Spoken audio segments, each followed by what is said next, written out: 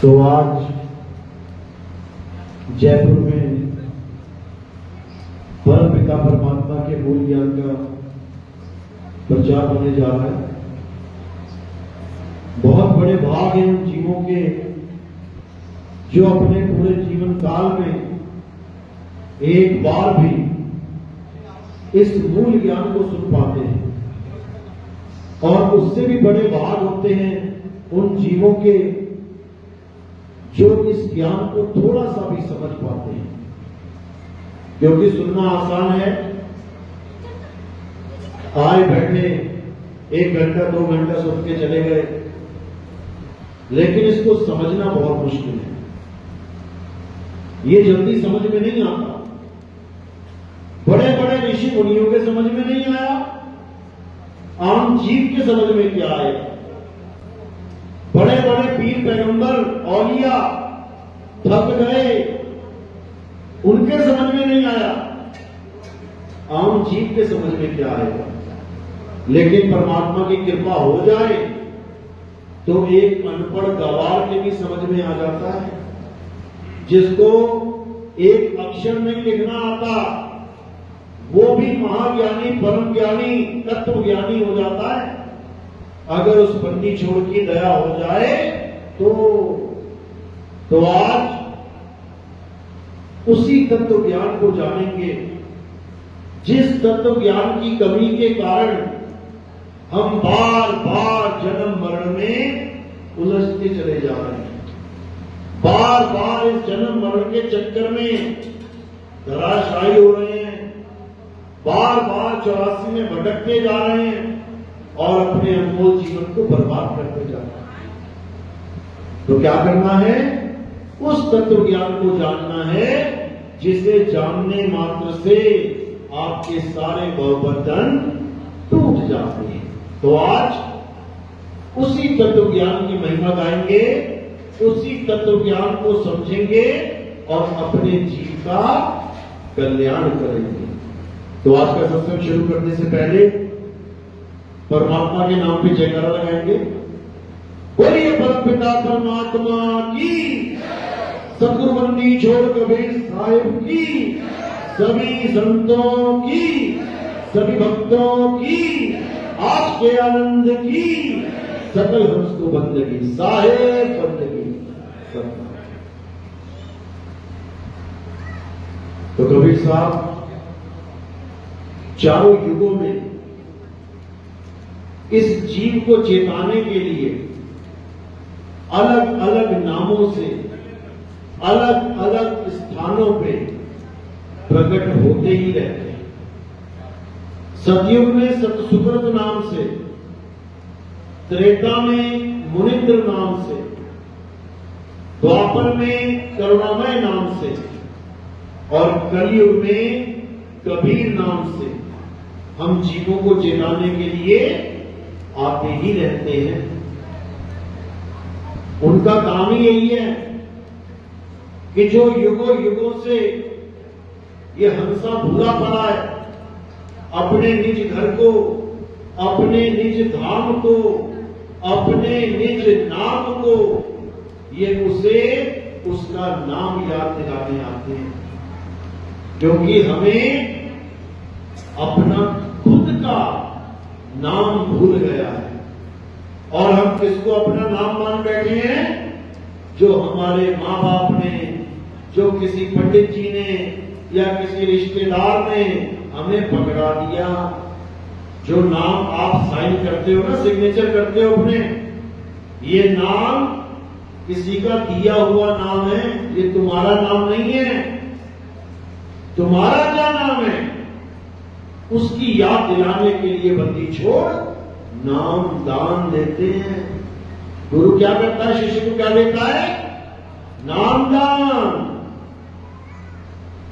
जिसके पास नाम ना हो उसे दान दिया समझ में आता है, जैसे एक बच्चा पैदा हुआ, अब उसके पास कोई नाम नहीं है, तो क्या प्रक्रिया होती है? नाम दान की प्रक्रिया होती है। किसको नाम दे दो भाई? कोई, अरे पिताजी कोई बढ़िया सा नाम ढूंढ दो, गुरु जी कोई नाम बता दो, अरे पंडित जी कोई नाम रख दो। उस प्रक्रिया को क्या कहते हैं? नाम दान, लेकिन वो जो नाम मिल रहा है वो कौन सा नाम है? झूठा नाम, असत्य नाम। क्यों? क्योंकि भाषाओं का गुलाम है वो नाम। हिंदुस्तान में पैदा हो गए तो हिंदुस्तानी नाम मिल जाएंगे, इंग्लैंड में पैदा हो गए तो अंग्रेजी नाम मिल जाएंगे, अरब देश में पैदा हो गए तो अरबी नाम मिल जाएंगे, जापान में, चीन में पैदा हो गए तो जापानी, चाइनीज नाम मिल जाएंगे। यानी ये नाम भी कैसे मिलते हैं? जिस देश में तुम पैदा हो जाते हो उस देश के हिसाब से, उस भाषा के हिसाब से मिलते हैं। ये नकली नाम है। और असली नाम क्या है? जो तुम्हारा अपना नाम है, जो तुम्हारा निज नाम है। उसी निज नाम को बताने के लिए बंदी छोड़ कबीर साहब बार बार इस संसार में आते हैं। क्या कहते हैं? अरे तीन देव की भक्ति में ये भूल पड़ा संसार, तीन गुणों की भक्ति में भूल पड़ा संसार। कहे कबीर निज नाम बिन कैसे लागे पार। यानी बिना निज नाम के कहो तुम पार हो जाओगे, कभी पार नहीं हो सकते, क्योंकि निज नाम ही एकमात्र साधन है मुक्ति प्राप्त करने का। इसके अलावा मुक्ति नाम की कोई चीज नहीं है कि तुम राम राम राम करके, राधे राधे जप के, तुम अल्लाह अल्लाह वाहिगुरु वाहिगुरु जप के सोच रहे हो मेरी मुक्ति हो जाएगी। अरे ये तो तुम खुद बंधन पकड़ के बैठे हो। मुक्ति का मतलब होता है हर चीज से मुक्ति। अब तुम्हारे ऊपर ये कपड़े हैं, माला है, सिर पे साफा है, कुछ भी है, जब तक ये तुम्हारे साथ है, इसका मतलब तुम किसी न किसी को लाद के घूम रहे हो। इनसे मुक्ति का मतलब है ये सब अलग हो जाए तुमसे और तुम केवल अकेले खड़े रह जाओ। इसको कहोगे कि हर चीज से मुझे मुक्ति मिल गई। कोई भी ऐसी चीज नहीं है जिससे मैं आप बंधा हुआ हूं। तो बता दो कौन छूटा? राम राम जपने वाला राम नाम से बंध गया, राधे राधे जपने वाला राधे नाम से बंध गया, अल्लाह अल्लाह करने वाला अल्लाह नाम से बंध गया, वाहिगुरु वाहिगुरु करने वाला वाहिगुरु नाम से बंध गया, यहोवा यहोवा करने वाला यहोवा नाम से बंध गया। कौन छूट गया? कोई नहीं छूटा और कोई छूट नहीं सकता। क्यों? क्योंकि उसे गुरु ही नहीं मिला छुड़ाने वाला। ये काम गुरु का है। इन सारे मंत्रों से, जंत्रों से, तंत्रों से, पूजा पाठ हवन यज्ञ से कौन छुड़वाएगा? सतगुरु छुड़वाएगा। इसीलिए वाणी में बोला ना, सोई गुरु पूरा कहावे, जो दो अक्षर का भेद बतावे, एक छुड़ावे। हिंदू है तो राम राम जपना छोड़ दे, मुसलमान है अल्लाह अल्लाह जपना छोड़ दे, सिख है वाहिगुरु वाहिगुरु जपना छोड़ दे, ईसाई है हालेलुया जपना छोड़ दे। तो क्या करे? नास्तिक हो जाए? बिल्कुल नहीं। क्या करे? जिसका नाम राम है, जिसका नाम अल्लाह है, जिसका नाम गॉड वाहिगुरु है, उस तत्व को खोजना शुरू कर दे। यानी प्यास लगी तो किसको खोजना है? जिसका नाम जल है, जिसका नाम वाटर है, जिसका नाम नीर तोए पानी है, उसको खोजना शुरू कर दे। और अगर खोज लिया तो पक्का प्यास मिट जाएगी। और अगर खोजा नहीं, केवल जपने में लग गया तो पानी पानी रटते रटते प्यासा ही मर जाएगा। अभी नहीं समझ में आ रहा। जब शरीर छूटने लगेगा ना, तब समझ में आया कि अब राम राम करूं कि हाय हाय करूं। हाय मर गया डॉक्टर साहब, सारे राम राम राधे राधे बोल जाओगे। ये सब भूल जाओगे तुम, ये तो अभी जप रहे हो क्योंकि सब कुछ ठीक ठाक है। याद रखो। तो साहिब क्या कह रहे हैं, परमात्मा का नाम नहीं जपना है, परमात्मा को ढूंढना है। वो है कहां? अरे मोको कहां ढूंढे रे बंदे, मैं तो तेरे पास में। वो बिल्कुल पास में है लेकिन एहसास नहीं है, इसलिए दूर है। अरे साहिब का घर दूर है, जैसे पेड़ खजूर और ज्ञानी जन के पास में, अज्ञानी से दूर। कहते हैं साहिब का घर तो दूर है, इसमें कोई शक नहीं। कुछ महात्माओं ने तो 16 संख योजन दूर बता दिया। वो तो किलोमीटर में भी नाप के बता देंगे तुम्हें कितना दूर है। जब 16 संख योजन नाप ही लिया तो उसको किसी में भी कन्वर्ट कर लो, कितने किलोमीटर, कितने मील, कितने इंच, कितने सेंटीमीटर, लगा लो हिसाब। ये अज्ञानियों का हाल है। साहिब कह रहे हैं साहिब का घर दूर है, जैसे पेड़ खजूर। अब खजूर कितना लंबा हो सकता है? कितना होगा? ज्यादा से ज्यादा 100 फुट, मान लो बहुत ऊंचा है 200 फुट, और ज्यादा ऊंचा है 300 फुट। यानी परमात्मा का अगर 300 फुट ऊंचा है, चलो फिर तो चलते हैं, फिर तो चल लेते हैं। बुर्ज खलीफा तो परमात्मा के घर से भी आगे निकल गया। तो अज्ञानियों का हाल है जो वाणी तो पढ़ लेते हैं लेकिन उसका भेद ना पता हो तो बेचारे ऐसे धक्के खाते हैं। अब वाणी कह रही है साहिब का घर दूर है, जैसे पेड़ खजूर और ज्ञानी जन के पास में। कौन सा ज्ञानी? जिसने 1001 किताब पढ़ रखी हूं, वो पोथी पढ़ने वाला ज्ञानी? बिल्कुल नहीं। जब बात आ जाएगी खजूर के पेड़ की तो ज्ञानी कौन है? कौन है ज्ञानी? पंडित जी आ जाए पूरा ज्ञान उठा के खजूर के पेड़ के सामने खड़े हो जाएं। अब उनको पूछा जाए चढ़ने का ज्ञान है? नहीं भैया, चढ़ने का ज्ञान नहीं है। तो पंडित जी ज्ञानी है कि अज्ञानी? अज्ञानी है। बड़े से बड़ा ज्ञानी आ जाए, हेलीकॉप्टर रख दो उसके सामने, कौन चलाए इसको? नहीं भैया ये नहीं है। काय का ज्ञानी है? बिल्कुल काय का ज्ञानी है। यानी बात पेड़ खजूर की चल रही है, यहां किताबों की ज्ञान की बात नहीं चल रही। और वो खजूर कहां लगा है? वो लगा है बाहर, चढ़ जाओ सारे। कहां लगा है? कहां है वो खजूर? किसको पता है? हाथ खड़ा करो। वो खजूर कहां पे है? बस जिसको पता है ना वो चढ़ जाएगा, और जिसको नहीं पता वो जंगल में देखेगा यार कौन सा खजूर बता रहे थे।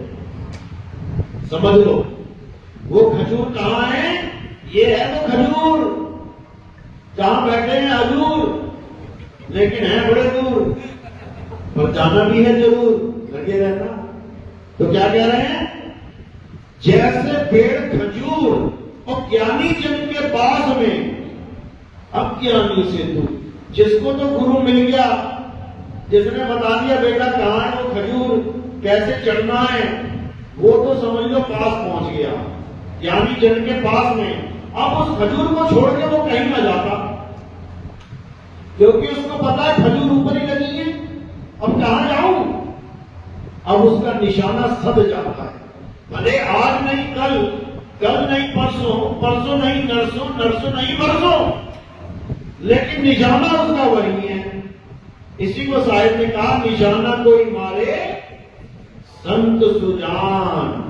निशाना मारने को बोला है, निशाना छोड़ने को नहीं। लोग निशाना लगाना छोड़ देते हैं कई बार। अरे हम उस पंथ में थे, हम छोड़ आए, क्यों? 2 साल 4 साल निशाना लगाते रहे, कुछ हुआ नहीं। उससे क्या हो जाएगा? उससे तुम और दूर चले गए। कबीर साहब कह रहे हैं निशाना लगाते रहो, लगाते रहो, लगाते रहो, कभी ना कभी निशाना जरूर लगेगा। मेले में गए हो ना, मेले में बंदूक मिलती थी एक नकली वाली एयर गन, सामने मोमबत्ती जली होती थी, अब उस पर निशाना लगाया जाता था। 1 रुपए में 10 निशाने मिलते थे जब हम छोटे छोटे थे। उन 10 में से कितने लगते थे? 1 भी नहीं लगता था जल्दी, समझ लो। उसके बाद फिर 1 रुपया दे देते थे, यार और लगाएंगे। क्यों? टारगेट है उस जलती हुई मोमबत्ती को गिराना। अब उसमें 10 रुपए भी लग जाए तो लग जाए, लेकिन जब तक गिर नहीं गई ना तब तक मन नहीं मानेगा, यार क्या इतने पैसे खर्च दिए, मोमबत्ती गिर नहीं करिए। इसी प्रकार पूरा जन्म बीत जाए तुम्हारा, लेकिन निशाना लगाना मत छोड़ो। अगर निशाना लगाना छोड़ दिया तो किसी और का निशाना बन जाओगे। किसका? काल भगवान का। वो भी निशाना लगा के बैठा है, ये समझ लो। उसका निशाना तुम पे है और तुम अपना निशाना साध के रखना, तब तो बात बन जाएगी। पता लगा तुम्हारा निशाना नहीं लगा और वो मारने गया, तुमने निशाना लगाना छोड़ दिया, मारे जाओगे। इसलिए साहिब ने कहा, द्वार धनी के पड़े रहो, धक्का धनी का खाओ, और कबहू धनी निवाजी हैं, जो दर छाड़ना जाओ। उन्होंने ये नहीं कहा कि अगर तुम्हारा निशाना नहीं लग रहा तो छोड़ दो। वो कह रहे हैं आखिरी समय तक पूरे विश्वास के साथ लगे रहना बेटा। वो मालिक है, परमात्मा है, तुम्हारा पिता है, वो तुम्हें ऐसे नहीं जाने देगा इस जन्म मरण भवसागर में। अगर उसने तुम्हें रास्ता बताया है, इसका मतलब तुम्हें पहुंचाने के लिए उसने विचार बना लिया है। अगर तुम्हें कोई टिकट दे रहा है तो इसका मतलब वो चाहता है कि तुम घर वापसी करो, और तुम ही दरवाजा छोड़ के चले जाओगे तो कुछ होने वाला नहीं मेरे भाई। इसलिए राम नाम रटते रहो, जब लग घट में प्राण, और कब हूं दीन दयाल के, फलित पड़ेगी दान। प्यारे बहरा नहीं है वो कि तुम सोच रहे हो इतने दिन हो गए हैं, वो सुन क्यों नहीं रहा? चींटी के पग तेवर बाजे, सो भी साहिब सुनता है। तुम्हारी भी अरदास सुन रहा है, ऐसी बात नहीं है, लेकिन उसका एक नियम है कि वो तब लेने आता है जब हम निर्मल हो जाते हैं। ये नियम है उसका, समझ लो। सोना कुंदन कब बनता है? जब आग में तपता है। ये नियम है, इसमें कोई शॉर्टकट नहीं है, कोई इसमें बाईपास नहीं है। ये प्रक्रिया है, ये होनी है। इसी को सिखों ने खालसा कहा। राज करेगा खालसा, आपकी रहे न कोई। यानी राज कौन करेगा? खालसा। खालसा का मतलब जो खालिस होता है। खालिस यानी बिल्कुल शुद्ध। और राज करने का मतलब ये नहीं कि वो राजा बन जाएगा पंजाब का। राज करने का मतलब है कि वो परमात्मा के सिंहासन पे जाके बैठ जाएगा, राजा कहलाएगा। तो सिंहासन कहां लगा है? खजूर के पेड़ पे लगा है। और कह रहे हैं अब तो जाए चढ़े सिंहासन, और मिले हैं सार्ग पानी, और राम कबीरा एक भय हैं, कोई ना सके पहचानी। वो कह रहे हैं जब तू ऊपर चढ़ जाएगा सिंहासन पे, अब दोनों में कोई भेद नहीं का। एक राजकुमार का राज तिलक करके राजा के सिंहासन पे बैठा दें तो वो राजकुमार रहा कि राजा बन गया? राजा बन जाएगा वो। इसी प्रकार जब तुम उस सिंहासन पे बैठोगे तब तुम ये नहीं रहोगे जो तुम्हें आज महसूस हो रहा है कि तुम क्या हो। ये खत्म हो जाएगा खेल। फिर तुम क्या हो जाओगे? तुम अपने असली स्वरूप को जान जाओगे, तुम खुद शब्द हो जाओगे। अरे हम हैं शब्द, शब्द हम माई, शब्द से भिन्न और कछु नहीं, फिर तुम्हारे सिवा कुछ होगा ही नहीं। लेकिन ये तब होगा जब तुम्हें तुम्हारा स्वरूप प्राप्त हो, नहीं तो नहीं होगा। इसलिए केवल एक ही आस लगानी है, केवल एक ही लगन लगानी है। किसकी? कि मैं अपने मालिक के स्वरूप में समा जाऊं, क्योंकि हमारा स्वरूप और मालिक का स्वरूप एक ही है। अरे सत्य स्वरूपी नाम साहिब का, सो निज नाम हमारा। तुम्हें जब निज नाम दिया जाता है, इसका मतलब ये नहीं तुम्हें ओम कलियम हरियम भरियम भरियम पता नहीं क्या क्या हटवा दिया इन लोगों ने। बातें कर रहे हैं निज नाम की, वाणी भी गा रहे हैं कि 3 गुणों की भक्ति में भूल भरा संसार, कहे कबीर निज नाम पे। निज का मतलब तो जान लेते। निज का मतलब क्या होता है? तुम्हारा अपना निजी घर, निजी कार, निजी जमीन, निजी घरवाली, समझो तुम्हारी निजी संपत्ति है वो, गांव की नहीं है।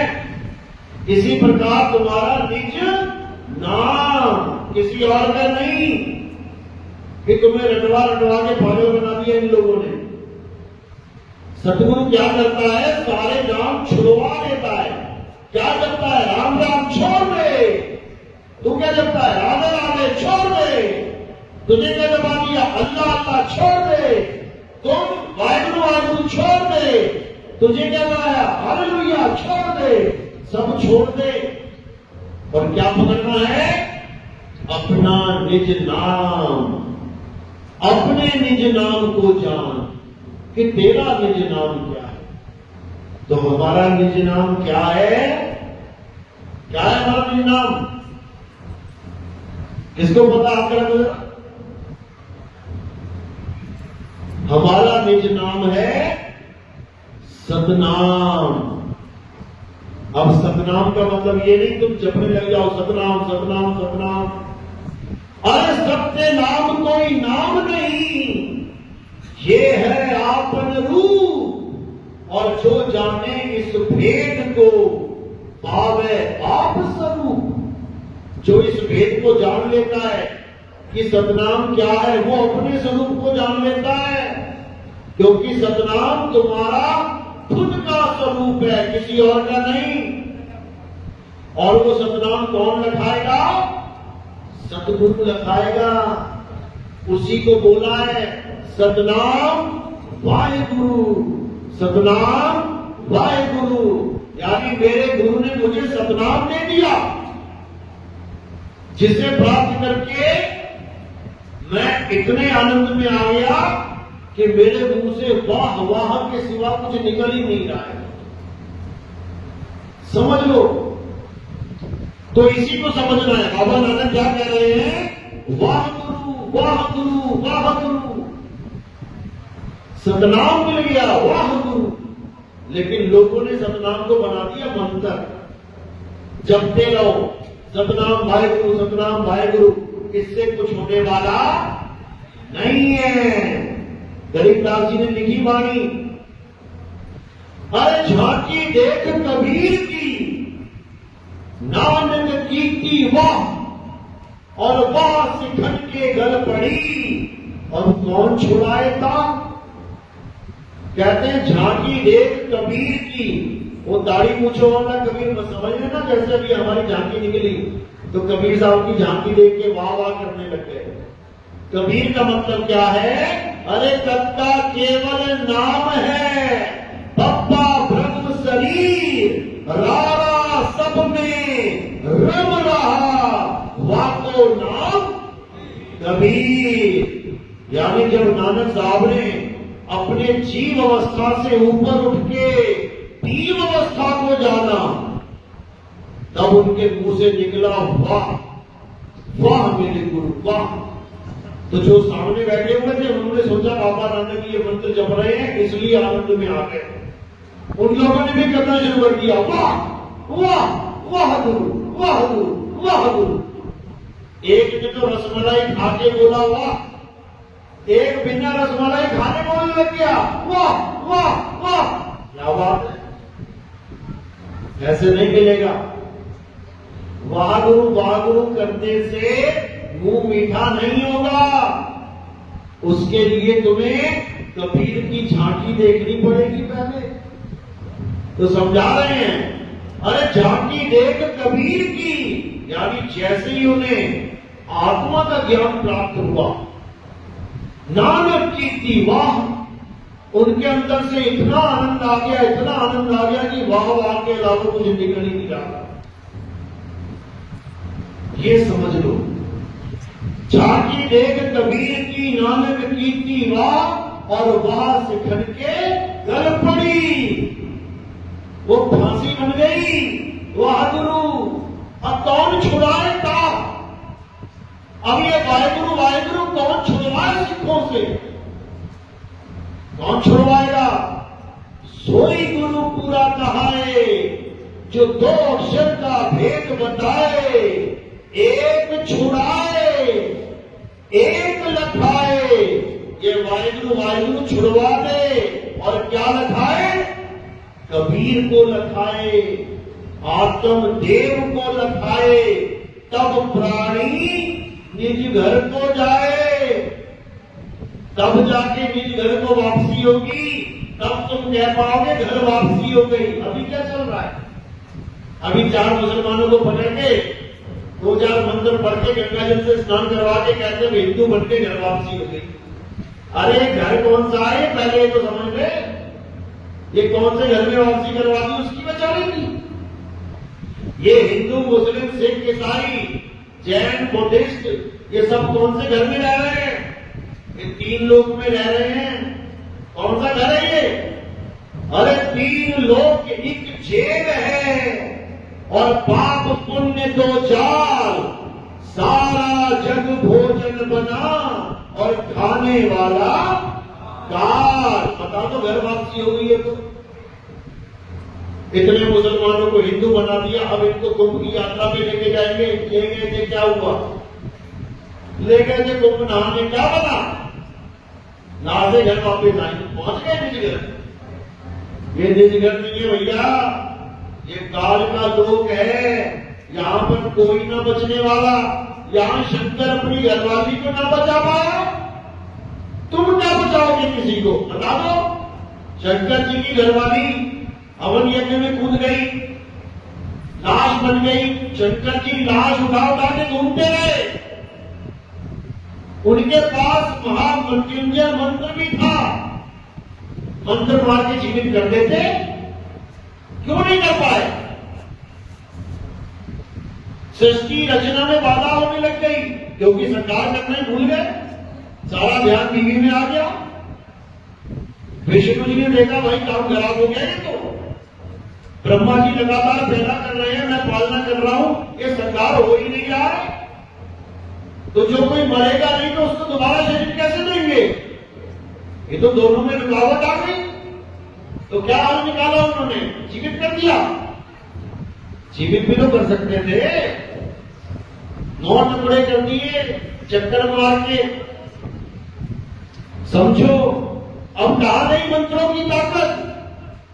तुम्हें कहते हैं ये मंत्र जप लो सारे कष्ट दूर हो जाएंगे, वो मंत्र जप लो सारे तुम्हारे दुश्मन परास्त हो जाएंगे, ये मंत्र जप लो तुम्हारी आयु लंबी हो जाएगी। अरे तुम क्या जपोगे? भोले शंकर नहीं जप पाया मंत्र। तुम्हें क्या लगता है मंत्र जपा नहीं होगा उसने? नहीं जपा गया। इसीलिए कबीर साहब ने कहा अरे तंत्र मंत्र सब झूठ है, इनमें न भरने कोई, और सार शब्द जाने बिना कागा हंस ना होए। जो महात्मा जी ये कहते हैं कि ये मंत्र जप लो बड़े से बड़े दुश्मन भी भाग जाएंगे, वो मच्छर भगाने के लिए गुड नाइट लगाते हैं। वो मच्छर भगाने के लिए मॉर्टीन लगाते हैं। अरे कोई ऐसा मंत्र मारो ना फिर तुम्हारे घर के सारे मच्छर चले जाए। अरे तुम मच्छर तो मार नहीं पाए, तुम बने हुए हो महात्मा जी हैं, तुम बने हुए हो मंत्रों के विधाता, मंत्रों का ज्ञान देने वाले। जब मैं बोलता हूं तो मिर्ची लगती है इन लोगों को। तुम्हारे पीछे कुत्ता पड़ा हो, मारो कौन सा मंत्र है तुम्हारे पास, देखते हैं, इंजेक्शन लगवा के छोड़ेगा वो, समझ लो। इसलिए किसी मंत्र के चक्कर में नहीं पड़ना है, उसको जानना है जो तंत्र मंत्र जंत्र से परे है, उसको जानना है। तो वो क्या है? वो आत्मदेव है। उसी के लिए नानक साहब कह रहे हैं, अरे आत्मदेव पूजिए, गुरु के सहज स्वभाव। समझ लो, तुम्हें गुरु तब मिला जब तुम्हें आत्मदेव की पूजा करने का ज्ञान मिल गया। नहीं तो समझ लो पत्थर ही हो रहे हो। कहते ना, तेरी अकल पे पत्थर पड़ गए, मेरी किस्मत पे पत्थर पड़ गए। ये पत्थर पता है कौन सा वाला है? जो मंदिर में रखा हुआ है। वो पत्थर पड़ जाए ना तो ये जन्म बर्बाद हो जाता है। ये दुनिया वाले पत्थर पड़ गए ना छोटे मोटे, ये तो उठा भी लोगे, ये पत्थर तो उठा भी लोगे, लेकिन मंदिर का पत्थर अगर तुम्हारी किस्मत में पड़ गया तो बेटा जन्म बर्बाद करके निकलेगा। इसीलिए कबीर साहब ने कहा, अरे पाथर पूजे हरि मिले तो मैं पूजूं पहाड़, और बात से ये चाकी भली जो भी सिखाए संसार। कबीर साहब कह रहे हैं, गलती से भी पत्थर मत पूजने लग जाना।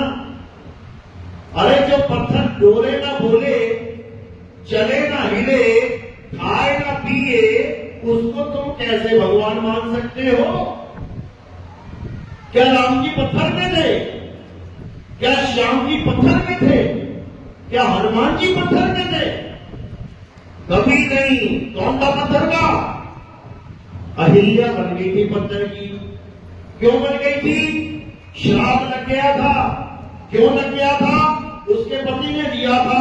क्यों दिया था?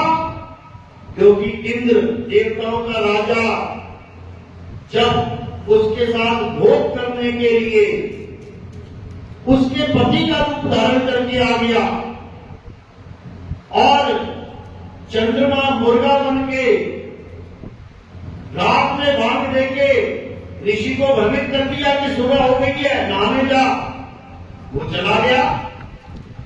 अब रात में गंगा नदी पे जैसे ही उतरा तो गंगा ने बोला कि जल्दी अपने घर जा, तेरे साथ छल हो गया है। किसने किया छल? राक्षसों ने। तो फिर किसने किया? देवताओं ने। सोचो, और देवताओं ने नहीं, देवताओं के राजा ने। तो जो देवताओं का राजा ऋषि मुनियों को नहीं छोड़ रहा, उनकी घरवालियों को नहीं छोड़ रहा, वो तुम्हारा पूजनीय कैसे हो गया? पहले तो ये बता दो। जब देवता, सारे देवताओं का राजा ये काम कर रहा है तो सोचो प्रजा क्या क्या कर रही होगी। समझ लो, अभी हमारा प्रधानमंत्री ईमानदार है तो नीचे देखो एमएलए एमपी कितना कुछ खा रहे हैं, और सोचो प्रधानमंत्री बेईमान हो तो नीचे वाले क्या करेंगे? सोचो। तो जो जहां का राजा ही ऐसा है, तुम वहां जाना चाहते हो? तुम कार्डों पे लिखवाते हो स्वर्गवास। कौन है स्वर्ग का राजा?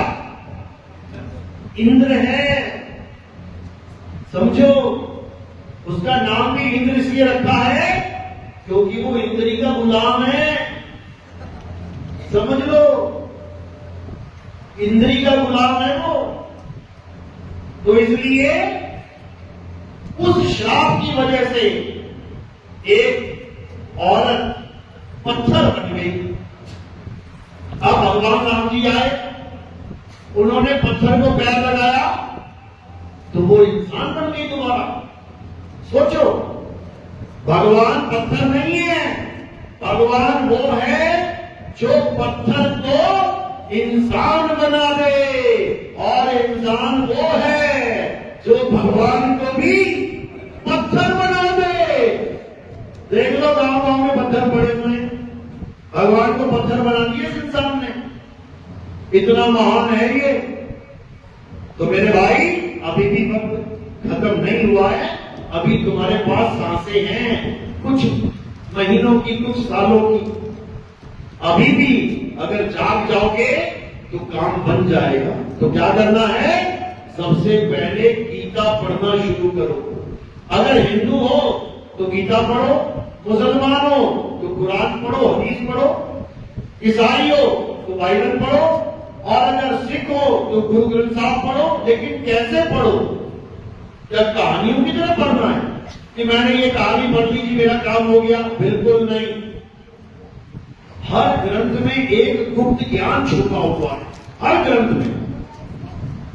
उस ज्ञान का क्या नाम है? क्या नाम है? क्या नाम है? आत्मज्ञान। हर ग्रंथ में तुम्हें जैसी एक शब्द दिखाई दे, आत्मा, बस वही में ध्यान चला जाए तुम्हारा सारा। देखो कि क्या बताया जा रहा है आत्मा के बारे में। जहां पे राम, हनुमान, कृष्ण, भोले शंकर, दुर्गा माता, अल्लाह, वाहिगुरु, गॉड नाम की महिमा गाई जा रही है, कोई बात नहीं, अच्छी बात है, पढ़ लो, कोई बात नहीं। लेकिन जहां पर भी आत्मा नाम आ गया, सारा ध्यान वहीं केंद्रित कर देना। उसके बाद देखना कि आत्मा की महिमा है क्या। तब तुम्हें समझ में आएगा कि ये सब देवी देवता भी आत्मा की महिमा गाते हैं। ये ब्रह्मा विष्णु महेश जी भी आत्मा की महिमा गाते हैं। जो लोग कृष्ण जी को परमात्मा मान रहे हैं, गीता पढ़ो, आंख खोल के, कृष्ण जी भी आत्मा की महिमा गा रहे हैं। हे अर्जुन, इस आत्मा को ना तो कोई शस्त्र काट सकता है, इस आत्मा को ना तो कोई अग्नि जला सकती है, इस आत्मा को ना तो जल भिगो सकता है, इस आत्मा को ना तो वायु सुखा सकती है। किसकी महिमा गा रहे हैं? लड्डू गोपाल की। जो आग में डल जाए तो जल भी जाए, तो हथौड़ा पड़े तो टूट भी जाए, बाकी डालो तो गीला भी हो जाए। किसकी महिमा गा रहे हैं? आत्मा की, जो लड्डू गोपाल ले लेके घूम रही है गोदी में, उसकी महिमा गा रहे हैं। और जैसे ही आत्मा ने तुम्हारा शरीर छोड़ा, वो पड़ा लड्डू गोपाल टेढ़ा मेढ़ा हो गया, वो पड़ा तुम्हारा भगवान। उठा भी नहीं पाओगे उसे, और वो उठ भी नहीं पाएगा। जैसा भगत वैसा ही भगवान, दोनों टेढ़े हो गए। किसकी वजह से? आत्मा की वजह से। आत्मा ने शरीर को छोड़ा, भगत भी टेढ़ा हो गया और भगवान भी टेढ़ा हो गया। अब बताओ कौन भगत कौन भगवान? तो इसको अच्छे से समझ लो। आत्मा की महिमा है, हे अर्जुन, जो अपनी आत्मा में रमण करते हैं, जो अपनी आत्मा में तृप्त हैं, जो अपनी आत्मा में संतुष्ट हैं, उनके लिए कोई धार्मिक कर्म कर्तव्य लागू ही नहीं होता। समझ लो, जब गीता पढ़ोगे आंख के साथ दिमाग भी खोल के, क्योंकि आंख खोल के तो सारे पढ़ रहे हैं, लेकिन दिमाग खोल के नहीं पढ़ रहे हैं। ये बड़े बड़े महात्मा बैठे हैं वृंदावन में, ये गीता के पाठ करवा रहे हैं, 5-5, 10-10 लाख रुपया ले रहे हैं, लेकिन आत्मा के बारे में का नहीं जानते। बड़ी बड़ी बातें करेंगे, आत्मा को जानो, आत्मा को जानो, आत्म स्वरूप को जानो, तुम परमात्मा का स्वरूप हो, ऐसा हो वैसा हो। उसके बाद क्या कहेंगे? वो भगवान जी है, माथा देखो जाके। अब कहां गई आत्मा? अब पत्थर को माथा टिकवा दिया। यही सबसे बड़ा अज्ञान है। इसी वजह से तुम्हारा जन्म और मरण खत्म नहीं हो रहा है, बस यही वजह है।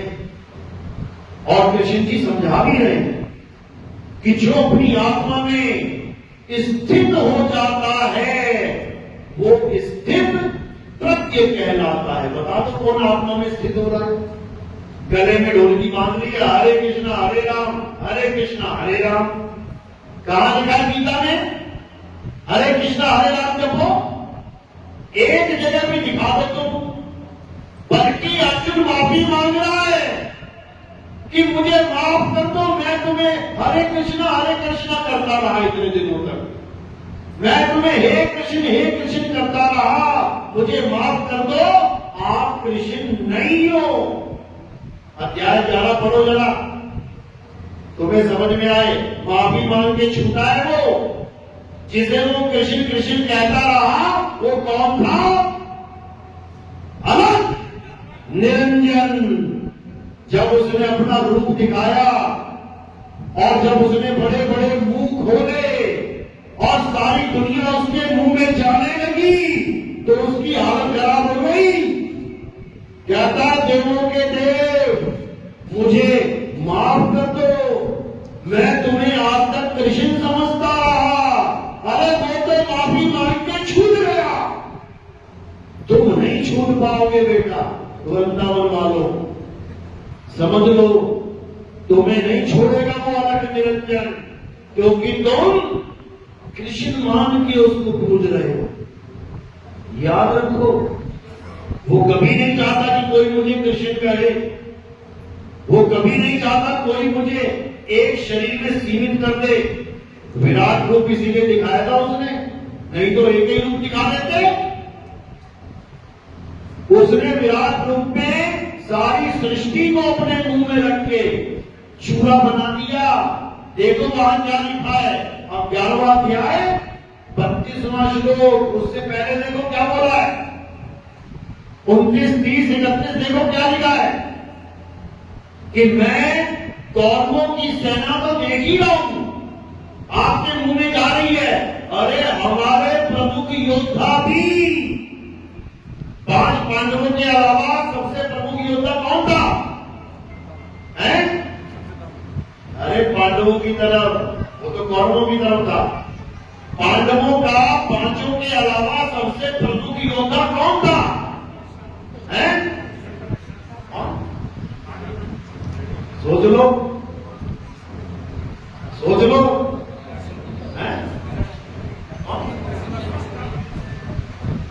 अरे भाई क्या बात कर रहे हो? सबसे परम योद्धा वो था जिसने चक्रव्यूह तोड़ लिया था। कोई और तोड़ सकता था क्या? तोड़ के दिखा देता। तो वो चले, हमारा प्रमुख योद्धा भी आपके मुंह में जा रहा है, तो अभिमन्यु को कौन खा रहा है? कौन खा रहा है? समझ लो, वो किसी को नहीं बख्शता और वो 5 को भी खा जाता उसी वक्त। लेकिन उसने एक रक्षक कला, ये चाल सीख रखी है।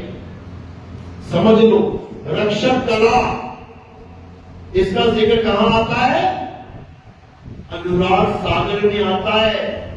कबीर साहब समझाते हैं कि इस काल निरंजन के पास जो रक्षक कला है, ये सबसे खतरनाक कला है। बाकी के पास 16 कला, 32 कला, 64 कला, 1000 कला, 1000 कला, ये कुछ भी नहीं है उसके सामने। सबसे खतरनाक कला कौन सी है? रक्षक कला। ये जितने भी देवताओं की पूजा हो रही है ना, इसी कला की वजह से हो रही है। समझ लो, नरसिंह ने किसको बचाया? प्रहलाद को, इसलिए पूजा हो रही है। राम जी ने किसको मारा? रावण को, इसलिए पूजा हो रही है। लोगों को बचाया रावण से। कृष्ण जी ने किसको मारा? कंस को, लोगों को बचाया, इसलिए पूजा हो रही है। समझ लो, ये तुम्हें लग रहा है कि उसने बचाया। एक नेता ने बस्ती में आग लगवा के 101 नंबर पे फोन कर दिया। कौन सी गाड़ी आएगी? 101 नंबर किसका है? सच में 101 को बुला लिया।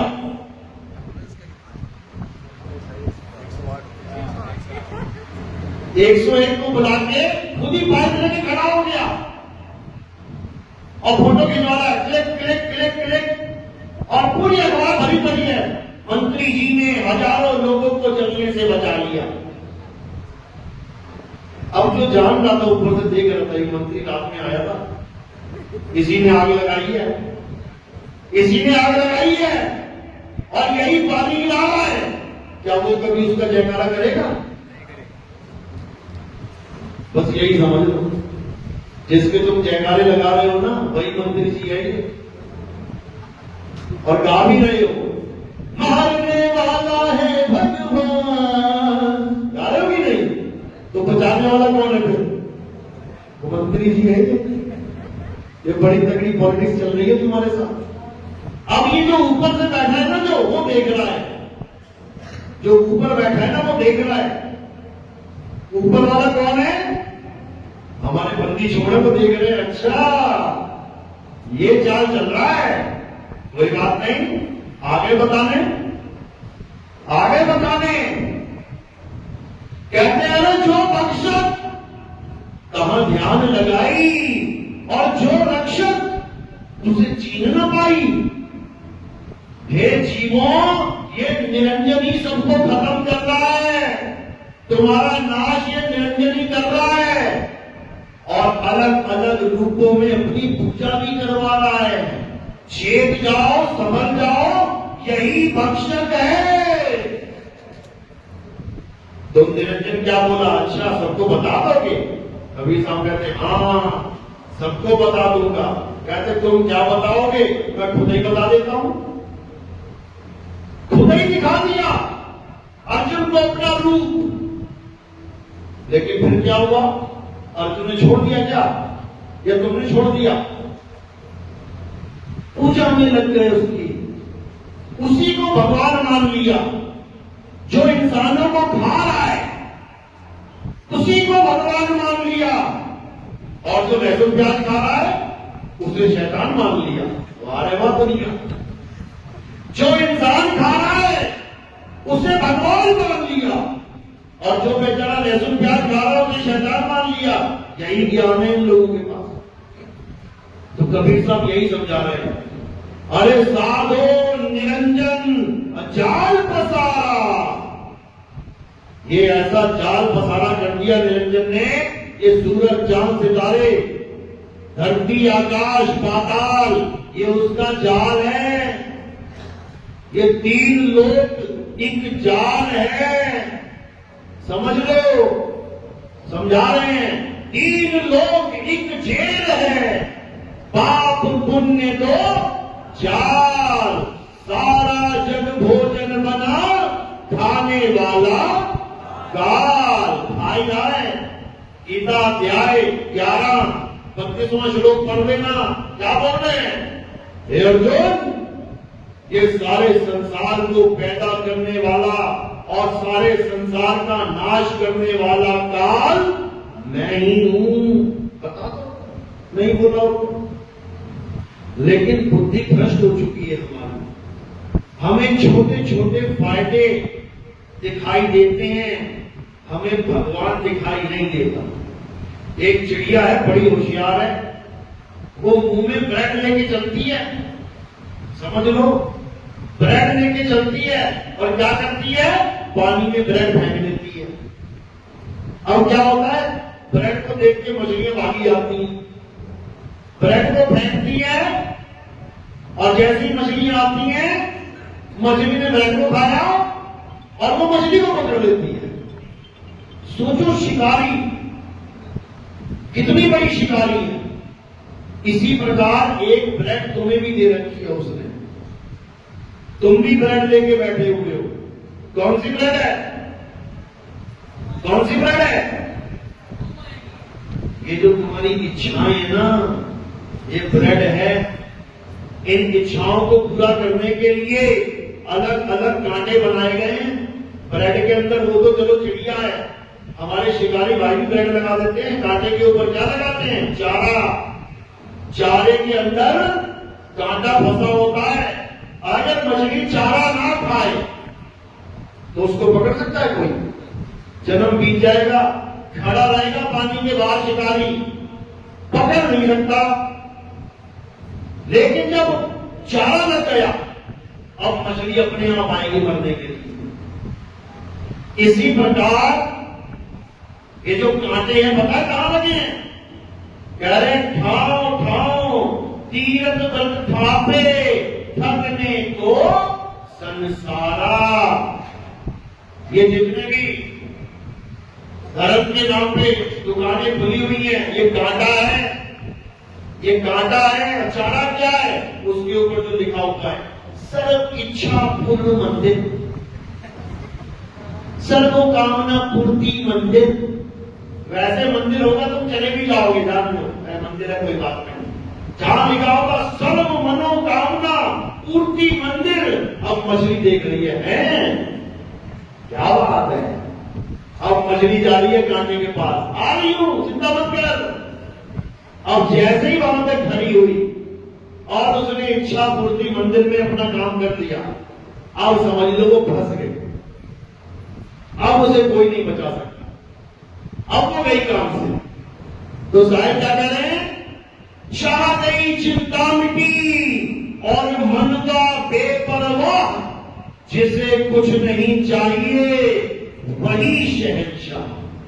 समझ लो इस दुनिया में खुश रहने का एक ही मंत्र है, क्या है? मुझे कुछ नहीं चाहिए। याद रखो, जिसे कुछ नहीं चाहिए उसे इतना मिलेगा तुम्हारे भंडार भर जाएंगे। और जिसे सब कुछ चाहिए उसको माया इतना रुलाएगी उसके पैर थक जाएंगे, मन के मांग के मंदिरों में जाके, तब भी पूरा होने वाला कुछ नहीं है। बिल्कुल परछाई की तरफ। सामने सूरज चमक रहा है, तुम्हारी पीठ सूरज की तरफ है, परछाई सामने है, पकड़ो जरा परछाई को, दौड़ो। जितना तुम पकड़ोगे दौड़ोगे तो उतना आगे आगे भागेगी। अब क्या करना है? बस घूम जा। अब तुम आगे आगे भाग रहे हो, तुम्हारे पीछे पीछे भाग रही है, वो तुम्हारे पीछे भागेगी, माया तुम्हारे पीछे भागेगी, समझ लो। लेकिन तब जब तुम ये सब त्याग दोगे। अरे बिन मांगे मोती मिले और मांगे मिले ना भी, और मांगन से मरना भला, ये सतगुरु की सीख। फिर भी आ जाते हैं हमारे चेले पास, गुरुजी पोता नहीं हो रहा, गुरुजी लड़के को नौकरी नहीं मिल रही, गुरुजी ऐसा, गुरुजी। अरे भाई सब होगा। जो इस संसार में आया है वो अपने प्रारब्ध लेके आया है। ऐसा नहीं हो सकता कि किसी के जीवन में केवल दुख ही दुख हो या किसी के जीवन में केवल सुख ही सुख हो। ऐसा नहीं हो सकता, क्योंकि ये संसार ही सुख और दुख का मेल है। ये संसार पाप और पुण्य की जेल है। यहां खुशियां भी मिलेंगी, दुख भी मिलेगा। तो करना क्या है? सुख आए तो सुख भोगो और दुख आए तो दुख भोगो, बिना शिकायत किए। और कुछ नहीं करना है। और तुम देखोगे कि तुम्हारा जीवन एकदम न्यूट्रल हो जाएगा, सम हो जाएगा। ना तुम्हें खुशी अंदर से खुश कर पाएगी और ना तुम्हें दुख अंदर से दुखी कर पाएगा। इसी को बोला है सुख और दुख से न्यारे हो जाओ, पाप पुण्य से न्यारे हो जाओ। क्योंकि पाप पुण्य ये दोनों बेड़ी एक लोहे एक कंचन की। बस तुमने यही करना है। जिस दिन तुमने ये फार्मूला लगा दिया अपने जीवन में, समझ लो कि अब सारी मुसीबतें खत्म। और सबसे बड़ा महामंत्र क्या है? जो हुआ अच्छा हुआ। ये मंत्र अगर तुमने रट लिया जीवन में, तो तुम्हारे घर में अगर तुम्हारे बच्चे की भी मृत्यु हो जाती है, तुम्हारे घर में तुम्हारी मां की मृत्यु हो जाती है, तुम्हारा कोई बड़ा नुकसान हो जाता है, बस एक मंत्र याद रखना, जो हुआ अच्छा हुआ। क्यों? पता लगा तुम्हारी मां बहुत गरीब थी, बार बार भगवान के पास जा रही थी, भगवान अमीर बना दो, भगवान अमीर बना दो। भगवान ने देखा इस झोपड़ी में तो उम्मीद हो नहीं सकती, तो क्या करें, झोपड़ी से निकाल के महल में पैदा करवा दिया। अब मरना तो पड़ेगा ना। मां को अटैक हो गया, बच्चा रो रहा है, लेकिन मां की ये मन्नत थी कि मैं अमीर हो जाऊं, तो भगवान ने ट्रांसफर कर दिया उसका। तो मां क्या कहेगी, अच्छा हुआ, और बेटा क्या कहेगा, हारे गई अम्मा मर गई, क्योंकि वो अज्ञानी जीव है। लेकिन जब ज्ञान दृष्टि में आ जाएगा तो उसे समझ में आ जाएगा कि ना तो कोई दुख बेमतलब आता है और ना ही कोई सुख बेमतलब आता है। याद रखो, अब तुम मत मानने लग जाना कि मैं अमीर हो जाऊं, जल्दी निकल जाऊं यहां से। कई बाबा जी भी ऐसे हैं, सारी उम्र भीख मांगते रहे, सारी उम्र भीख मांगते रहे, भिखारियों का जीवन जिया। अब बुढ़ापे में वृंदावन पहुंच गए। अब वृंदावन के जब महल देखे तो क्या कसम खा रहे हैं, मैं कसम खाता हूं मैं कभी वृंदावन छोड़ के नहीं जाऊंगा। अरे जाएगा तो फिर भिखारी बन जाएगा। एक भिखारी को महल में रख दो, वो क्या करेगा, वो यही कसमें खाता फिरेगा, भैया यहां से बाहर मत निकालना मुझे, मैं कसम खा रहा हूं मैं इस महल से बाहर कभी नहीं जाऊंगा। क्यों, भिखारी वाला जीवन देख चुका है, वो झोपड़ी में रह के देख चुका है, दाने दाने को मोहताज होके देख चुका है। उसको पता है कि बेटा अब राज करना है तो वृंदावन ही है, और मूर्खों की कोई कमी नहीं है। लोग कह रहे हैं हमारा गुरु कितना बड़ा महान है, उसने कसम खा ली कि वो वृंदावन से बाहर नहीं जाएगा। अरे वो बहुत शातिर है, जिसने ये कसम खा ली ताकि उसे कोई वृंदावन से बाहर न ले जाए, नहीं तो फिर भिखारी वाला जीवन जिएगा। समझ लो, अगर कोई ये मानता है कि मेरे प्रभु ने ये सारी सृष्टि बनाई है, तो क्या वृंदावन, क्या काशी, क्या केदारनाथ और क्या अजमेर, सारी प्रभु की तो सृष्टि है। तुम कौन होते हो कसम खाने वाले? अगर कसम खाई है इसका मतलब पीछे बहुत बड़ा षड्यंत्र या बहुत बड़ा कारण होगा। और कारण क्या है, हमसे ज्यादा थोड़ी नहीं जानते, असि सब जान लेना, बात यह है। तो इसमें कोई मानता नहीं है भाई कि कोई बाबा कसम खा ले कि मैं ये जगह छोड़ के नहीं जाऊंगा। बड़े बड़े गए हैं, बाहर भागते गए हैं, यहां कसम तोड़वाता है वो निरंजन। कृष्ण जी ने भी कसम खाई थी एक बार, मैं शस्त्र नहीं उठाऊंगा, उठाया कि नहीं, कसम तोड़वा देते भैया। वो निरंजन है, वो किसी को महान नहीं बनने देता, याद रखना इस बात को। वो कहता है मैं ही राजा हूं, समझ लो। उसने अपना नाम राम रखा है, राम। ये त्रेता युग वाले राम नहीं, ये तो पिताजी ने रख दिया था राम नाम। क्यों? क्योंकि पुत्र के बहाने 24 घंटे कम से कम राम राम तो करूंगा। हमारे बुजुर्ग भगवान के नाम पे रखते थे अपने बच्चों का नाम। क्या नाम है तुम्हारा? मेरा नाम नारायण है, नारायण सिंह। तुम्हारा क्या नाम है? मेरा नाम कृष्ण कुमार है। तुम्हारा नाम? मेरा नाम राम प्रसाद है। ऐसे नाम मिलेंगे तुम्हें गांव में, जाओ सही। क्यों नाम रखे जाते थे भगवान के कि अरे कम से कम बच्चे को बुलाने के लिए ही सही। अंत में अगर मैंने ये कह दिया कि लड़के को सुरेश को बुला दो या किसी और को बुला दो, इससे अच्छा मैं नारायण को बोल लूंगा तो मेरी मुक्ति हो जाएगी, हो जाएगी मुक्ति, हो चुकी मुक्ति। तो इसलिए ये नाम रखे जाते थे। असल में राम नाम किसका नाम है? रा कहिए राजा और मां कहिए माया, इसी का नाम राम है। यानी ब्रह्म और माया, जिसने इस जीव को फंसाया।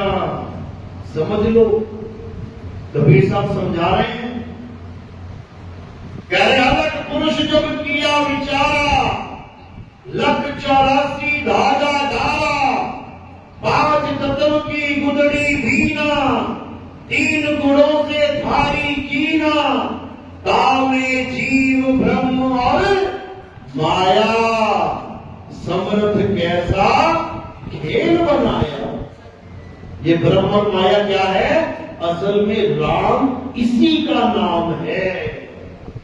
ये तुम्हें अनुराग सागर में भी मिलेगा, जहां कबीर साहब समझा रहे हैं कि इस राम नाम ने इतना ज्यादा भरमा दिया ऋषि मुनियों को कि सारे राम राम जपने लग गए, यहां तक कि अपने बच्चों के नाम रखने लग गए राम नाम पे। ये और कोई नहीं धर्मदास, ये राजा और माया, यानी तीन लोक का राजा और वहां की रानी, ये माया महारानी, महामाई, जग जननी। रानी कहते हैं ना महारानी, ये इसी राजा की रानी है, समझ लो। और इसी से छुड़वाने के लिए कबीर साहब इस संसार में आते हैं, और उनका कोई काम नहीं है कि वहां गुरुजी बैठ के लड्डू पेड़ा खा के चले जाएंगे, या गुरुजी बन के बैठे हैं तो आश्रम बनवा दो हमारा। आज इन गुरुओं ने चेलों को केवल एटीएम मशीन समझ रखा है। क्या करेंगे? आश्रम बनने वाला है, पैसा दो, बताओ।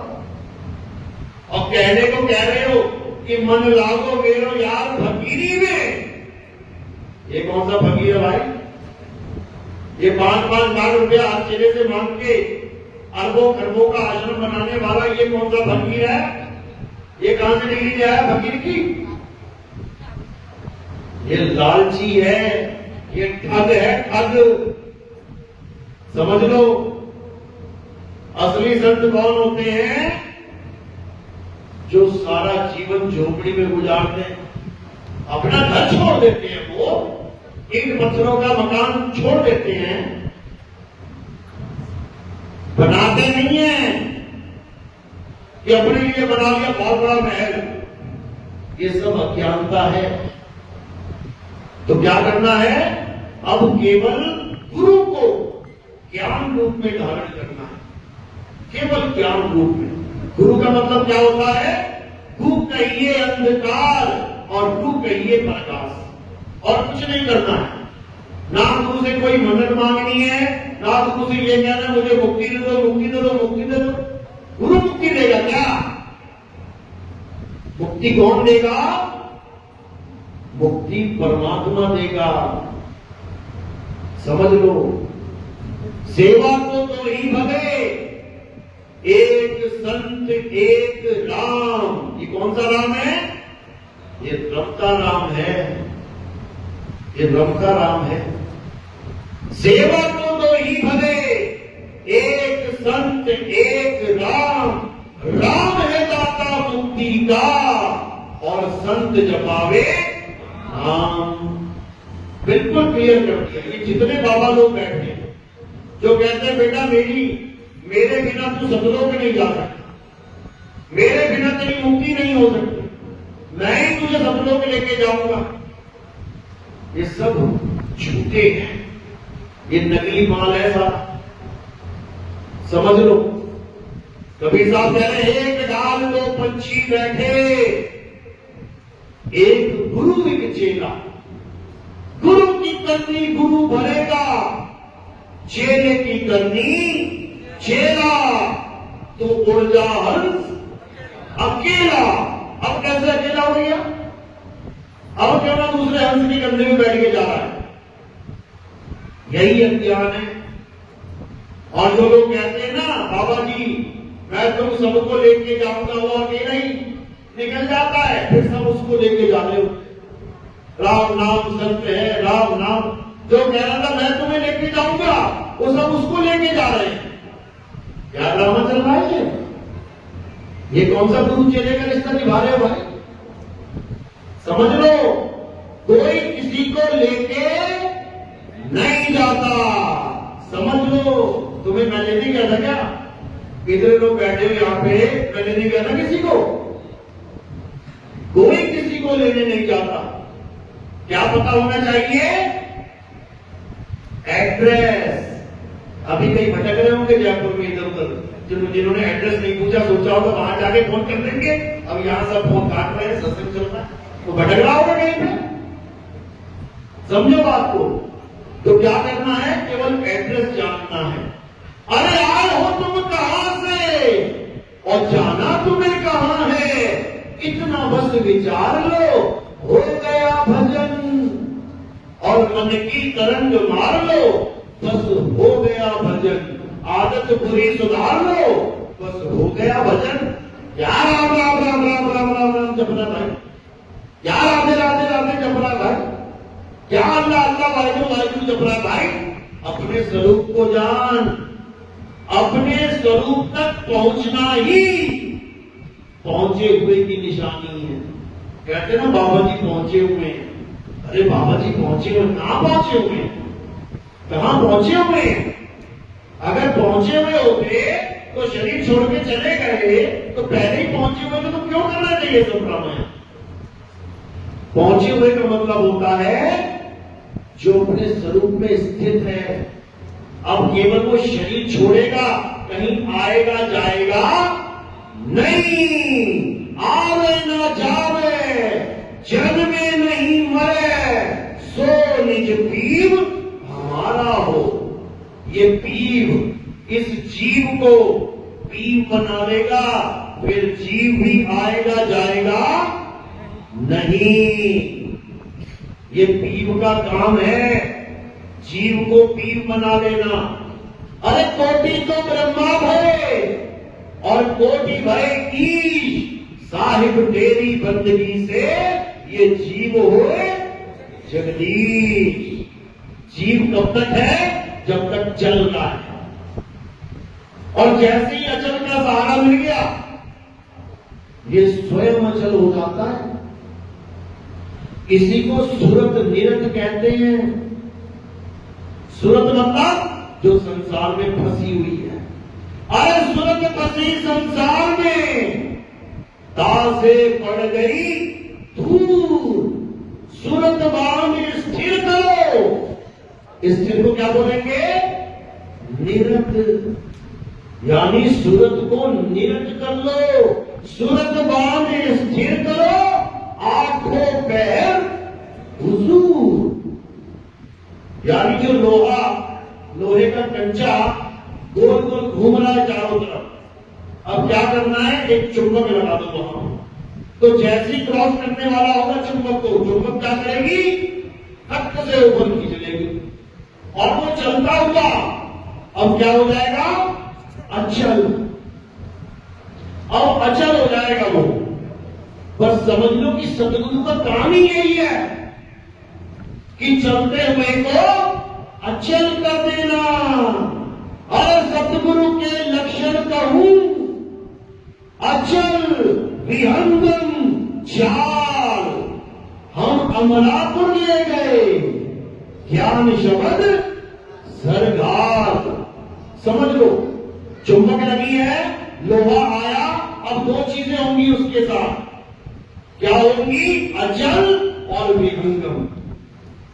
विहंगम मतलब वो डायरेक्ट जाएगा बिना रुके। ऐसा नहीं होगा कि पहले गणेश जी के लोक में जाएंगे, वहां अपनी कमाई खाली कर देंगे, फिर विष्णु जी के में जाएंगे, ब्रह्मा जी के में जाएंगे, शंकर जी में। ये काम नहीं है। ये स्टॉपेज वाला काम खत्म हो जाएगा। फिर क्या होगा, नॉन स्टॉप विहंगम चाल। और जैसी विहंगम चाल पकड़ ली, अब वहां जाके क्या हो जाएगा, वो अचल। सतगुरु के लक्षण कहूं, अचल विहंगम चाल। हम अमरापुर ले गए, ज्ञान शब्द सरगार। वो ज्ञान शब्द कान में नहीं देगा, ओम हलियम कलियम फलियम बलियम भलियम जलियम कलियम कलियम, ये नहीं देगा। वो ज्ञान शब्द सरगार, वो तेरे सिर के ऊपर शब्द रख देगा। वो तुम्हारे सिर के ऊपर शब्द रख देगा। ज्ञान शब्द सरगार। उसके बाद परमात्मा तुम्हारे सिर पे बैठ जाएंगे आके। फिर तुम कहोगे कौन बैठ गया भाई। फिर समझ में आएगा कि ऊपर वाला होता कौन है। जो कहते ना ऊपर वाला सब देख रहा है, ऊपर वाला सब देख, वो है ऊपर वाला। तो साहिब यही समझा रहे हैं, अरे गुरु को सिर पे राखिए और चलिए आज्ञा मानी। और कहे कबीर दास को ये 3 लोग भय नहीं। फिर 3 लोग को छोड़ने की तैयारी करोगे तुम, रोज यही चाहोगे कि मैं निकल जाऊं। ये तोता चाहेगा मैं पिंजरे से निकल जाऊं, वो ये नहीं चाहेगा मैं पिंजरे में रहूं। गुरुजी मेरी किडनी फेल हो गई है, गुरुजी मुझे जीवन दान चाहिए। बेटा ये मंत्र जपले लंबी उम्र हो जाएगी। अच्छा जी, गुरुजी मुझे कैंसर हो गया, आधा मुझसे नाम लेके कैंसर ठीक हो जाएगा। अच्छा जी, यानी तो उस तोते को पिंजरे में और ज्यादा लंबे समय तक रखना चाहता है, कैदी को जेल में और लंबा रखना चाहता है। और पानी क्या रहा है, जीवन तो थोड़ा भला। देखो पानी डाला, जीवन तो थोड़ा भला, और लोगों को बुला रहा आओ तुम्हारी आयु लंबी कर देता हूं। अरे मूर्खानंद, जैसा तू वैसे तेरे चेले, तो क्या करोगे उसमें? इन मूर्खों के पास मूर्ख ही जाते हैं, विवेकी पुरुष विवेकी गुरुओं के पास जाते हैं। साहिब समझा रहे हैं, अरे गुरु मेरे सभी बड़े, अपनी अपनी ठार, शब्द विवेकी पारखी, सो माथे का मौत। यानी गुरु कैसा होना चाहिए? शब्द विवेकी पारखी। लेकिन ऐसा क्यों बोल रहे हैं, ना शब्द ना विवेक, नाम लगा लिया पारक। पारक पद वाले भी है ना, नाम लगा लिया पारक। अब उनसे पूछो सार शब्द क्या होता है? सार शब्द नाम की कोई चीज नहीं होती, तो तुम पारखी कैसे हो गए? भाई जौहरी हम कब बनेंगे? जब हमारे पास रतन होंगे। रतन का ही तो परख करोगे, रतन का परख करोगे तो जौहरी कहलाओगे। अब नाम रखा लिया जौहरी, और तुमसे कोई पूछे हीरा होता है क्या, पन्ना लाल होते हैं क्या? अरे ये सब कुछ नहीं होता। जब ये कुछ होता ही नहीं है तो तू जौहरी कैसे बन गया? बस यही कबीर साहब समझा रहे हैं कि क्या करना है? शब्द विवेकी पारखी, सो माथे का मोर। समझ लो, शादी में जाते हैं ना, दूल्हे ने बढ़िया कपड़े पहने होते हैं, एकदम टाई वाई लगा के पैंट कोट, तो दूल्हे के दोस्त उससे भी ज्यादा महंगे कपड़े पहन के आते हैं। दूल्हे ने 5,000 की पैंट पहनी है तो दूल्हे का दोस्त 20,000 की पहन के आया। दूल्हा 10,000 की शर्ट पहन के आया तो 50,000 की शर्ट पहन के आया। इसका मतलब ये नहीं कि वरमाला उसके गले में पड़ जाएगी। वरमाला किसके गले में पड़ेगी? जिसके सिर पर सेहरा बंधा हुआ है। तो इसीलिए साहिब ने बोला, शब्द विवेकी पारखी, सो माथे का मोर। गुरु वो भी है, ऐसा नहीं कि वो लोग गुरु नहीं है, लेकिन सतगुरु नहीं है। गुरु और सतगुरु में भेद होता है। गुरु गुरु में भेद है, गुरु गुरु में भाव। सोई गुरु नित बंदिए, जो शब्द बतावे दाओ। जो तुम्हें शब्द जपवाए नहीं, दाओ बता दे, दाओ। जब दो पहलवान लड़ते हैं, कौन जीतता है? जिसके पास ऐसा दाव हो जो सामने वाले को पता ना हो। अगर दोनों को दाव पता है तो अड़ जाएगा काम। उसको पता है कौन सा दाव लगाने वाला है, और उस दाव से बचना कैसे वो भी उसको पता है। पहलवानी में क्या होता है? यही तो होता है। गुरु दाव भी तो सिखाता है, दाव सिखाता भी है, और दाव से बचना भी सिखाता है कि सामने वाले ने ये दाव लगा दिया तो तू काम ऐसे कर लेना, उसका सारा दाव फेल हो जाएगा। यही सिखाता है ना। लेकिन जिसको पता ना हो ये दाव क्या लगाने वाला है, वो कैसे बचेगा? वो तो पटकी खाएगा। इसी प्रकार जब तुम्हारा काल भगवान के साथ मल्ल युद्ध होगा,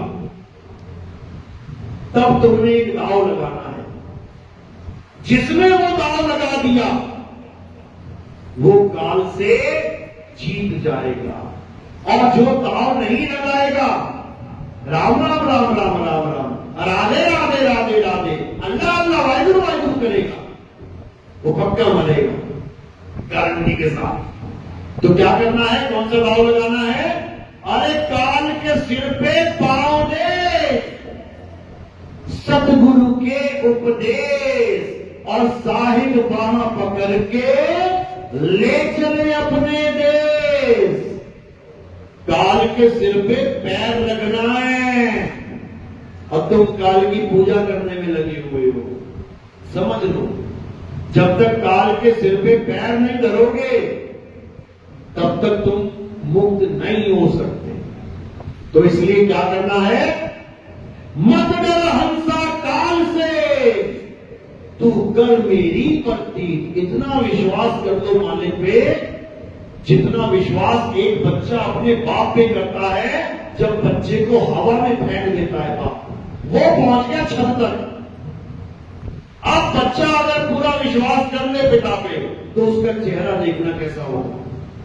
क्या होगा? रोना होगा। बच्चे को उछाल के देखना, कभी रोएगा कि हंसेगा? कौन वाला हंसेगा? जिसको अपने बाप पे भरोसा है वो हंसेगा, और जिसको बाप पे भरोसा नहीं वो हाथ पकड़े, नहीं पापा, नहीं पापा, नहीं पापा। बस दो ही प्रकार के बच्चे हैं यहां पे, एक हंसने वाले, एक रोने वाले। समझ लो। तो जो हंसने वाले होंगे उनके साथ क्या बनेगी? अरे जिस मरने से जग डरे मेरे मन आनंद, और मरने पर ही पाइए पूर्ण परमानंद। जो पूरा विश्वास करके अटल होके मालिक पर जिसने निशाना लगा दिया कि मेरा मालिक वो है, इसके अलावा मैंने कहीं देखना ही नहीं है, बिल्कुल अर्जुन की तरह, तो पक्का निशाना लग जाएगा। इसी को साहिब ने बोला है, मुंह को कहां ढूंढे रे बंदे, मैं तो तेरे पास में, लेकिन किसको मिलेगा? अरे कहे कबीर सुनो भाई साधो, मैं तो हूं विश्वास में। पत्थर पे विश्वास करने को नहीं बोला कि ये कबीर पंथी उठा के पत्थर और लगे आरती गाने सुबह से शाम तक, जय कबीर देवा, जय कबीर देवा। ये काम करने को नहीं बोला कबीर साहब ने, ये मंत्र जपने को नहीं बोला। अजर नाम, अमर नाम, अमी नाम, पताल नाम, फताल नाम, जलाल नाम, छोड़ इसको। ये हवन यज्ञ करने को नहीं बोला, ये व्रत रखने को नहीं बोला, नाम है व्रत उपवास में। ये क्रियाक्रम करने को नहीं बोला, नाम है क्रियाक्रम में रहता। कई कबीरपंथी भी टेंशन में आ जाते हैं, गुरु जी क्रियाक्रम नहीं करेंगे तो पापा भटकेंगे तो नहीं पता। कमाल करती तुम लोगों ने। जिन हिंदू संतों का क्रियाक्रम नहीं होता वो समाधि ले लेते हैं। कोई जल समाधि ले लेता है, कोई जमीन में समाधि ले लेता है। नहीं जली उसकी अस्थियां, नहीं जला उसका शरीर, नहीं पहुंचा वो गंगा तक, तो क्या वो भटकेगा? निकालो इसको दिमाग से, कचरे को। ये कचरा है, बल्कि तुमने प्रकृति के साथ बहुत बड़ा खिलवाड़ कर दिया है। जिस आदमी ने जीवन में कभी एक पेड़ नहीं लगाया, मरने के बाद 2 पेड़ कटवा के जा रहे हो। मरने के बाद 2 पेड़ कटवा दिए उसने। 100 करोड़ हिंदू हैं, ज्यादा से ज्यादा उम्र 60-70 साल है, तो यानी अगले 60-70 सालों में कितने पेड़ कटने वाले हैं? कम से कम 100, ज्यादा से ज्यादा 200 करोड़ कटेंगे ये, ना चाहते हुए भी। और लगाए कितने? बता दो जरा, जीवन में 2 पेड़ भी लगाए हो? कटवाने के लिए सब बैठे हुए हैं और लगाने के लिए सबकी हालत खराब हो जाती है। समझ लो। तो इस धर्म जाल में नहीं पड़ना है कि क्रियाक्रम नहीं हुआ तो मेरी मां भटक रही है कि बेटी भटक रही है। ऐसा कुछ नहीं होता है। जैसे जिसके कर्म है वैसी उसको योनि प्राप्त हो जाती है, चला जाएगा वो। तो असली खेल क्या है? असली खेल है आत्मज्ञान। आत्मज्ञान बिना न भटके, कभी काबा कभी काशी। मुर्दा हो गए धरोड़ो, जिंदा भटक रहे हैं लोग। तुम्हें मरने के बाद भटकने की टेंशन है, वो जिंदा भटक रहे हैं। कहां भटक रहे हैं? कोई काबा में भटक रहा है, कोई काशी में भटक रहा है, कोई कुंभ में भटक रहा है, कोई केदारनाथ में भटक रहा है। कारण क्या है? आत्मज्ञान बिना नर भटके। अब क्या करना है? हे अर्जुन, इस आत्मा के ज्ञान को प्राप्त करके इस आत्मा में रमण करना है और कुछ नहीं करना। कोई राम राम नहीं करना, कोई राधे राधे, अल्लाह अल्लाह, वाहिगुरु वाहिगुरु, कबीर कबीर, कुछ नहीं करना। क्या करना है? अध्याय 4 34वां श्लोक पढ़ो जाके क्या कहना है।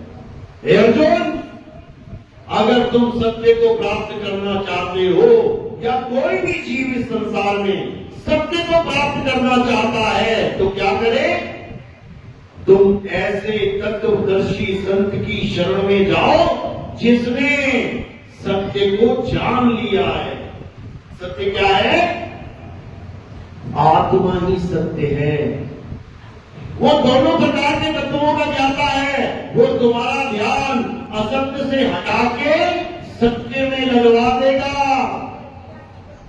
वो तत्वदर्शी संत तुम्हें सत्य तत्व और असत्य तत्व का भेद बता देगा। इसीलिए उसे तत्वदर्शी बोला जाता है। तत्वदर्शी मतलब ये मंत्र जाप करने वाले नहीं। मंत्र जपने वालों को क्या बोला जाता है? जपी। तपस्या करने वालों को क्या बोला जाता है? तपी। घर बार छोड़ के जंगल में बैठ जाने वालों को क्या कहते हैं? सन्यासी। वो बैठा हुआ है नदी के किनारे, सन्यासी बाबा। नर्मदे हर नर्मदे हर, नर्मदे हर नर्मदे हर करते करते कोठी बना ली पीछे उसने। दूसरों को कहता है नहीं चाहिए, कुछ नहीं चाहिए, चाहिए ही बंधन है, और पीछे पूरा चाहिए बना लिया उसने। 2 मंजिली चाहिए। तो ऐसे ही लोग आते हैं जीवन में, भोले जीवों को ठगने के लिए, ठगने के लिए। इसीलिए बोला भाई ने, माया ने फैलाया फंदा और वहां से बचा कोई कोई बंदा। ये ठगत ठगेरी राम आते ही रहेंगे जीवन में। कब तक? जब तक तुम्हें सत्य का बोध ना हो जाए। यानी तत्वदर्शी संत के पास जाकर क्या करना है? देखो क्या लिखा उसमें। कहते हैं तत्वदर्शी संत को दंडवत प्रणाम करके, सेवा करके, छल कपट रहित होकर उनसे विनिमय करके ज्ञान प्राप्त करो। छल कपट मत रखना जिंदगी में, अपने मन में, कि बाबा जी के पास जाके बस ज्ञान मुझे मिल जाए, उसके बाद भी मैं अपनी दुकान खोल के बैठ जाऊंगा। दुकान तो खोलोगे लेकिन चलेगी नहीं, बर्बाद हो जाओगे। यानी गुरु के पास जाते हैं केवल ज्ञान प्राप्त करने के लिए। और जो गुरु के पास जाते हैं अपने आप को गुरु बनाने के लिए, दुनियावी गुरु, एक तो होता है ज्ञान में गुरु, वो तो गुरु बना ही देगा तुम्हें। गुरु को कीजिए दंडवत और कोटि कोटि प्रणाम, कीट न जाने भृंग को गुरु कर ले आप समान। वो तो तुम्हें बिना मांगे मिलेगा। लेकिन अगर तुम्हारे मन में ये इच्छा है कि मैं भी कल को गुरु जी बन के बैठ जाऊं, इसका मतलब अभी चेला नहीं है। साहिब समझा रहे हैं, जो मिला सो गुरु मिला, और चेला मिला ना कोई, और गुरु की भक्ति छोड़ के और मुक्ति कहां से होए?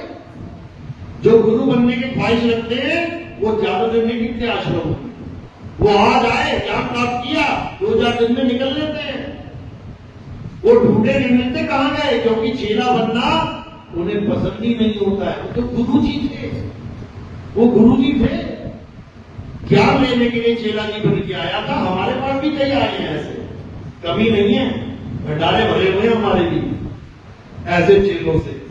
लेकिन कुछ होने वाला नहीं है, क्योंकि अब समय आ गया है। सत्य की दहाड़, सत्य का ललकार, सत्य की गूंज ये पूरे संसार में फैल गई है। अब कोई किसी को मूर्ख नहीं बना सकता।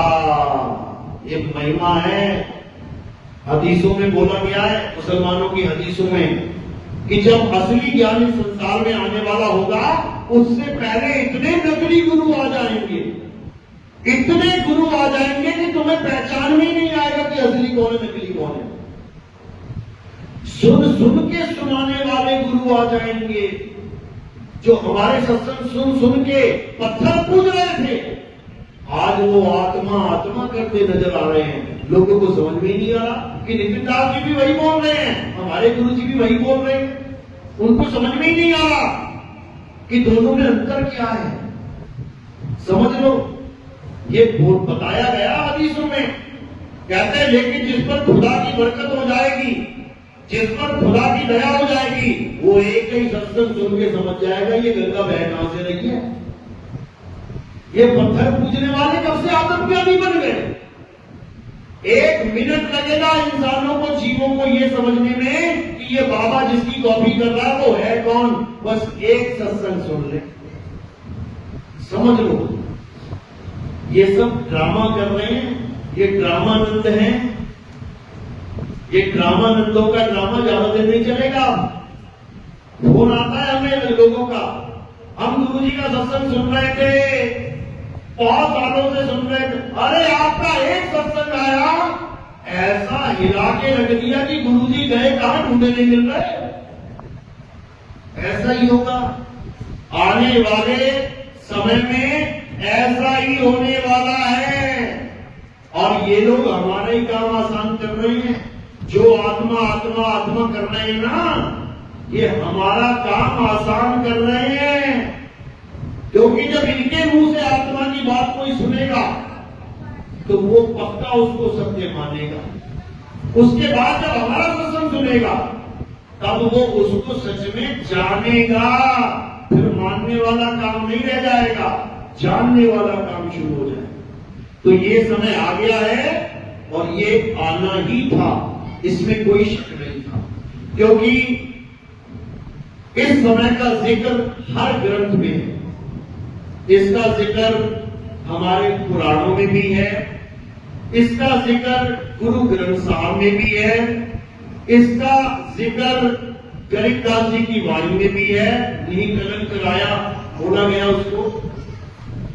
इसका जिक्र कुरान में भी है, इसका जिक्र बाइबल में भी है, इसका जिक्र यहूदियों के ग्रंथ में भी है, इसका जिक्र बौद्धिस्टों के ग्रंथ में भी है।